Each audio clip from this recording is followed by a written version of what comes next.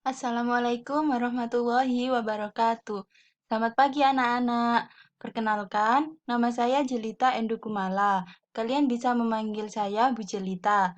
Saya mahasiswa KPL tahun 2020 dari Universitas Negeri Malang. Pada hari ini, kita akan belajar tema 2, udara bersih bagi kesehatan, subtema 1, cara tubuh mengolah udara bersih, pembelajaran 4. Di pembelajaran 4, kita akan belajar yang pertama yaitu informasi terkait aspek apa, siapa, kapan, di mana, dan mengapa. Yang kedua, hak, kewajiban, dan tanggung jawab sebagai warga. Yang ketiga, jenis usaha kegiatan ekonomi di bidang jasa atau dagang. Masih ingatkah kalian bagaimana cara mendapatkan informasi dari sebuah teks? Cara memperoleh informasi dari teks ada 3. Yang pertama yaitu membaca judul teks. Yang kedua, membaca isi teks dengan cermat. Yang ketiga, mengajukan pertanyaan untuk menggali isi teks. Kali ini, Ibu akan menyajikan teks yang berjudul Melihat Jejak Merapi di Kali Adem. Kali Adem terletak di lereng Gunung Merapi di Yogyakarta. Dahulu, tempat ini terkenal sebagai lokasi perkemahan yang asri. Fasilitas di areal wisata Kali Adem dahulu cukup komplit. Ada pendopo, gedung pertemuan, kios-kios, warung, gardu pandang, lapangan untuk perkemahan, toilet, dan sebagainya. Akan tetapi, setelah Merapi meletus pada bulan Juni 2006, sebagian besar fasilitas itu lenyap terkubur lahar. Saat ini wisata Kali Adem sudah berubah nama menjadi Lavatur Kali Adem.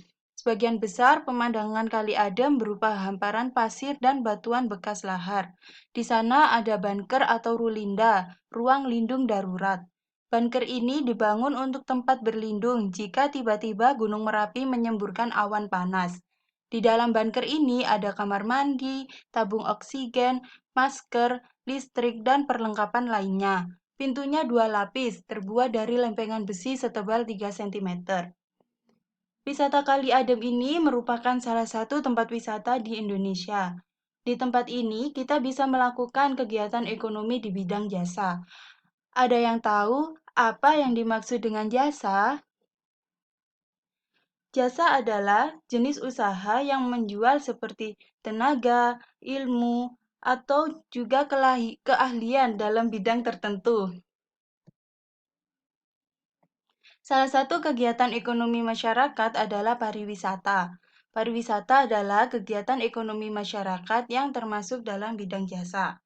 Pariwisata di Indonesia saat ini berkembang dengan pesat. Pesatnya jasa pariwisata ini didukung dengan panorama alam Indonesia yang elok. Contoh tempat pariwisata di Indonesia yang pertama yaitu Gunung Bromo. Jenis usaha di Bromo yaitu adanya persewaan alat transportasi seperti kuda dan jeep. Contoh wisata yang kedua yaitu Danau Toba di Sumatera Utara. Jenis usaha yang ada di Danau Toba yaitu adanya persewaan alat transportasi seperti persewaan perahu. Tempat wisata yang ketiga yaitu Pantai Parangtritis.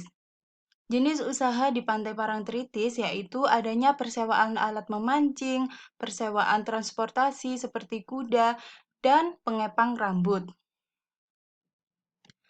Jenis-jenis usaha jasa di bidang pariwisata. Yang pertama, yaitu pengelola jasa penginapan seperti hotel atau motel. Yang kedua, usaha penjualan barang cenderamata atau souvenir. Yang ketiga, penyedia jasa pemandu wisata atau tour guide. Yang keempat, jasa transportasi wisata. Dan yang kelima, penjual makanan dan minuman di tempat wisata. Di tempat wisata, kita juga mempunyai hak, kewajiban, dan tanggung jawab. Contohnya saja seperti menjaga kebersihan tempat wisata tersebut, mentaati aturan yang ada di tempat wisata, dan sebagainya. Masih ingatkah kamu arti dari hak, kewajiban, dan tanggung jawab? Pengertian hak. Hak adalah sesuatu yang dimiliki seseorang sejak lahir. Yang kedua, pengertian kewajiban adalah sesuatu yang harus dilaksanakan oleh setiap orang. Dan pengertian tanggung jawab adalah sikap dan perilaku seseorang untuk melaksanakan tugas dan kewajibannya. Contoh pengamalan dari hak. Yang pertama, yaitu kita dapat menikmati lingkungan yang bersih, aman, dan sehat. Contoh pengamalan kewajiban yaitu kita harus saling menghormati antar tetangga di sekitar kita. Dan contoh pengamalan tanggung jawab yaitu kita harus mengikuti gotong royong atau kerja bakti yang diadakan. Sebagai warga masyarakat, kita memiliki hak, kewajiban, dan tanggung jawab. Tanggung jawab merupakan sikap terpuji yang hendaknya dimiliki setiap individu. Karakter seseorang tercermin dalam sikap tanggung jawab, baik terhadap diri sendiri, orang lain, masyarakat, maupun bangsa dan negara. Sekian pembelajaran pada hari ini. Terima kasih. Sampai jumpa pada pertemuan selanjutnya. Wassalamualaikum warahmatullahi wabarakatuh.